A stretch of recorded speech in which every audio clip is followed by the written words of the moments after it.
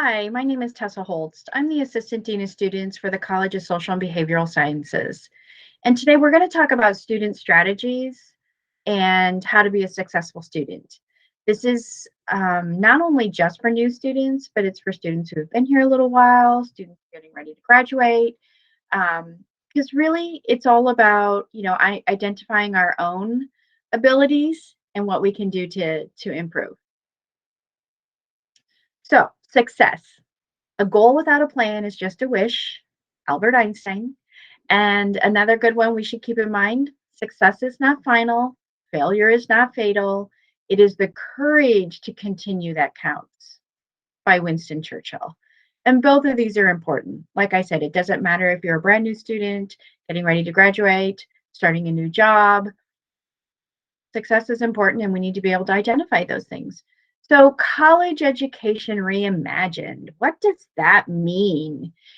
So, we're saying college is a series of learning opportunities, but how do you access those learning opportunities? It's really about, at Purdue Global, real time participation in class, right?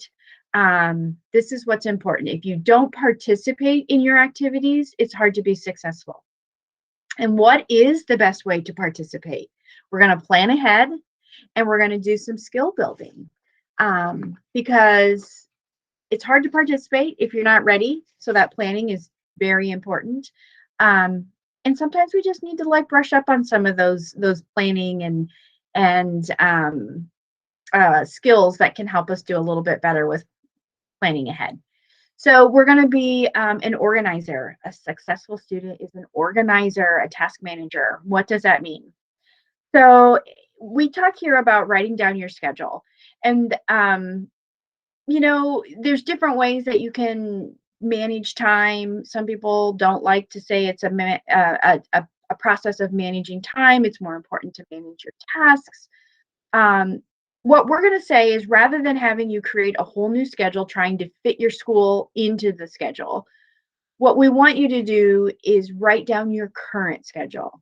How many hours do you spend in front of the TV? How much time are you sleeping, commuting, making lunch and dinner, taking care of your families? Um, Everything that you do all day long. And then is there anything in there that you can remove, right? Because sometimes things, we want to get some things done, but they're not essential. So if there are things we can remove, let's do that. And then start to plot in what you can do in terms of school and where it fits into your current schedule. Write in your discussion board questions or carry those around with you, because if you know that you're going to be commuting on public transportation or you're standing in line at the DMV and you have those discussion board questions with you, you can be thinking about them while you're waiting, maximizing your time, right? Maybe you're at lunch and you can have them then.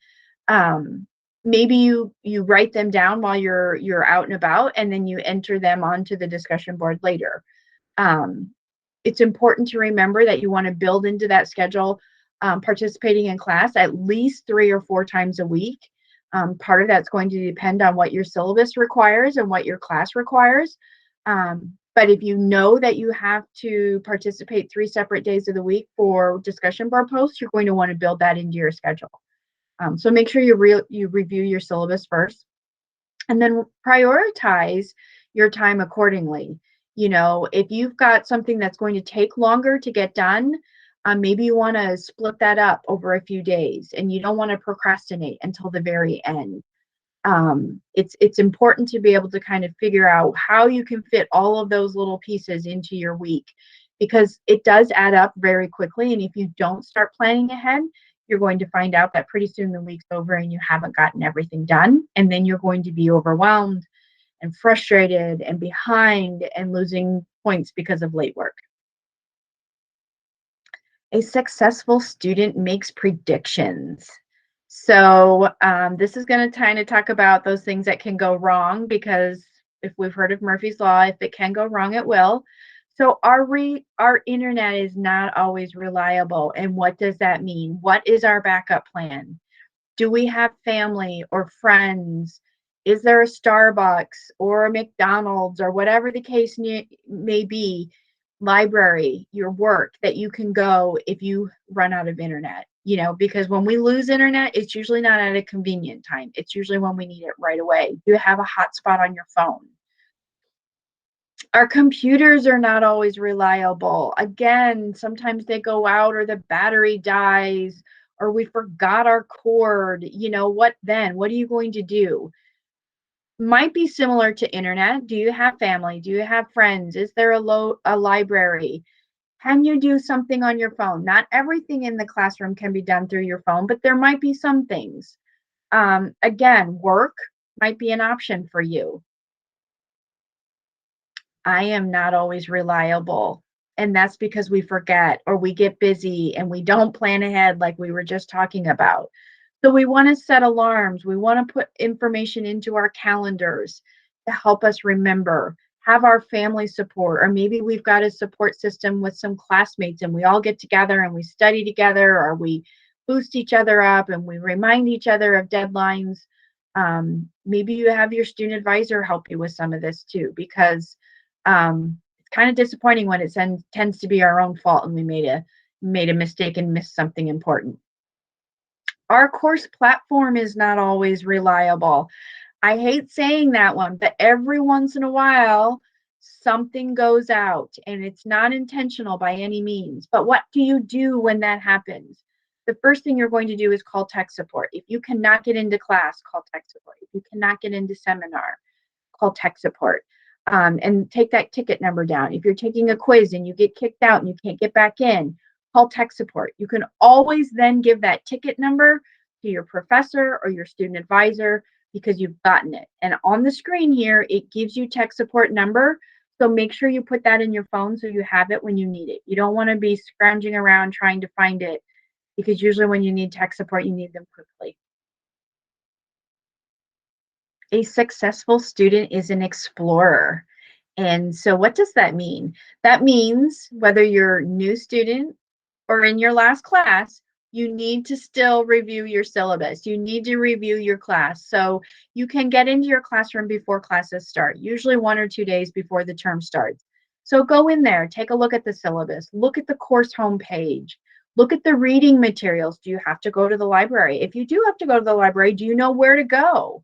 Do you need assistance with that? Are you going to need tutoring?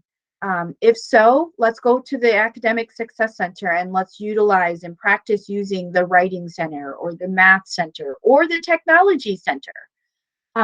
So explore those new areas. If you've never been to the library before, go in before classes start. Why wait until that assignment is ready to be started and then you have to navigate the library on top of it? And the good news is that we do have a lot of resources out there. You just have to be able to take a little time to find them. Academic Success Center offers webinars just like this. In addition to tutoring, they've got lots of resources out there. The other piece, explore that feedback from your professor. If you're getting a grade, you're getting feedback on your assignment. So look for that feedback. Did it tell you what you're missing? Are you maybe only posting 2 out of 3 days on the discussion board points? That's going to lose points. Are your papers late? That's going to lose points. Are you not following APA? That's going to lose points. So read that feedback from your instructor so that you can fix the mistakes you're making today and you don't lose the same points next week. Read all of your emails. This is a big one. I know it's easy. We get a lot of emails. It's easy to want to just ignore some, but read them, especially if they're coming from your professor, your student advisor, the dean's office. Usually we don't send information just to fill your inbox. It's information we think you need to know or want to know to make your life a little easier. A successful student is computer curious. And so what that means is some of us are, newbies to using computers. Some of us feel like we're kind of in the middle. We got it down. And then there's some of us who are really good at this stuff. I'm not that person, but I do have a son who's really good at this stuff. And so I go to him when I need something. And that's what this is really about. This is, what do we do? If we're the newbie, what does that mean? Am I going to be worried about classes? That means you're going to understand that you're the newbie and you're going to want to know where you can go. you're going to maybe get help from a friend or your faculty member or tech support, or, find a classmate that can give you a refresher on Word or PowerPoint. If you are that person that's kind of in the middle, you're not the best, but you're not the worst, you're going to want to make sure that you've got everything where it needs to be. Do you have the software that you need? You want to prepare for that before classes start. If you're going into something new that you've never been in before, maybe you have an Excel spreadsheet that you have to work on in one of your classes and you're not familiar. You want to make sure you have everything you need. And then if you are that expert user, you're very, very comfortable with technology, maybe you can offer to help some of those ones who aren't quite as comfortable. And you can be that mentor or that guide and help them, have a better understanding and expectations. So what do you do if something happens? This is an important one too. If you are booted from seminar, log all the way out and come back in. Hopefully that resolves it. If it doesn't, try a different browser. If you are using Chrome, maybe you want to try Firefox. And on the third time, if you still can't get in, call tech support. If you have a tech issue while you're taking a quiz or an exam, send an email to your professor, call tech support. Kind of what we talked about before, because you want to have that tech support ticket number in case your professor needs it. Successful students know who to contact. And on this screen, we've tried to list everybody that you may possibly need to contact. Your student advisor. Not only is it this number here, but it's also on your student portal under quick links. Career services. You don't have to wait till you graduate to use career services. They can help you find practicums and internships. They can help you find part-time jobs. Some of our students start working before they even graduate. Financial aid. Finances are stressful. Make sure you follow up with them when they need something. We've talked about tech support, and we've included the online library because, again, the library is not something that you can just walk in and expect to know how the library works. You're going to need to browse a little bit, spend a little time in there, understand how it works, maybe watch some of their videos, and take that time to be the explorer that we mentioned before. So, all right. I know you'll be great. Use these resources and have a great week. Thank you.